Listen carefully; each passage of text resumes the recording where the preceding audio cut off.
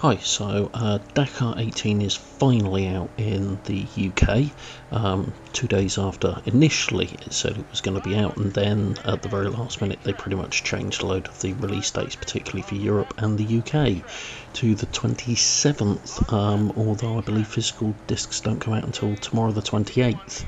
So this is a very quick look at Dakar 18. One thing I will say is, despite it being launched in some markets back on the 25th, 2 days ago, the day one patch still hasn't hit, which has got, they've released patch notes for a shed load of optimization, but most importantly has wheel support.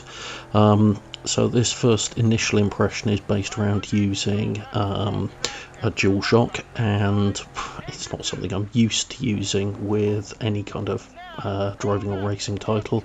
So I'm going to hold off talking about the physics too much until I get a chance to play around with it on my wheel. The one thing I would say physics wise, it appears to be a light simulation at best.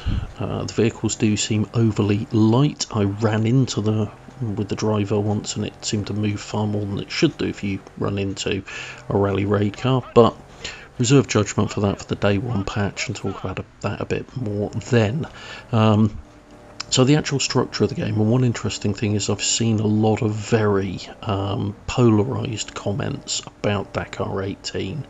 I did catch the live stream that Jimmy Broadbent did and he switched it off, but I've got to be honest, I do like him, I like his stuff, I've subscribed to his channel, I watch a hell of a lot of stuff he puts out, I agree with some of what he says, I don't agree with other things that he says, and in this case I think it was overly harsh. And I can understand the frustration of, wheels not working and things like that. So, I think where some of this polarisation comes from depends on how much you know about the Dakar rally raids, etc. Because they're not about, and never have been about, a flat out blast from point A to point B. The navigation is not like a traditional rally. It's very different. It's longer distances, it's about route finding. The point-to-point is in open terrain. It's very rarely down a well-defined path or track or road. It's about preserving the vehicle, not damaging the vehicle, and getting to the end of the day. And from that point of view, it's not for everyone, and it's quite alien for an awful lot of people potentially as well. And I actually think Dakar 18, even as it is at the present moment, doesn't do a bad job of doing that.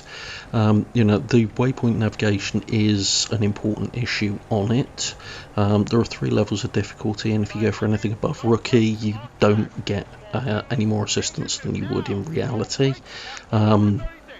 Vehicles do get damaged easily, particularly going over the top of heavy dunes. You can get bogged down in sand, you can get lost, and if you get lost you either find your way back or you can reset to the last waypoint, but if you reset to the last waypoint that gives you a 30-minute penalty in your overall time. Now 30 minutes, that seems massively harsh. Well, what you've got to take into account is the stages here are huge, absolutely massive. After an initial practice and tutorial type stage, moving then onto the first stage of the Dakar itself, that was fairly short, but then the first proper stage, the first one that's kind of like getting close to normal distance, I think it took me around about 45-50 minutes to get through. So they are absolutely massive in that regard, and not getting lost in that time period is a challenge, and damaging your vehicle to the point where it gets broken and you lose time fixing it, again, it can be challenging from that point of view. So it's a very different approach to racing, which is going to appeal to some people and it's not going to appeal to others. I like the Dakar, I watch it each year, and I've been looking forward to this for a while, and as I say, while I still don't know what it plays like with the wheel, I've found it quite enjoyable. It's but I think I went into it knowing what to expect from a rally raid game and those type of events.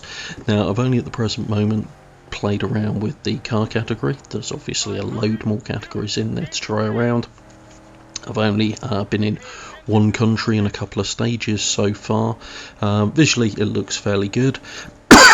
Audio's not brilliant, and it has the world's most shouty co-driver, but being perfectly honest, that I personally didn't find that bad, because at least it cut over everything else that was going on and forced me to pay attention to it.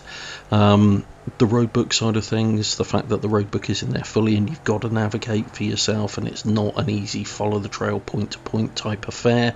Yeah, it's a different challenge. It's something a bit more unusual, but it is something that I think people are going to have to go into well aware that it's not a run-of-the-mill rally title. And I think if people go in not being aware of that, they're liable to get quite pissed off by it and feel like it's done them a disservice, and I can understand that to a degree. It is a very different discipline to your standard rally type events. It's unusual in that regard. So my first initial thoughts after about 2 hours on Dakar 18. If you've picked it up, drop some comments down below. If you found this vaguely useful, hit the like button, subscribe, you know the drill.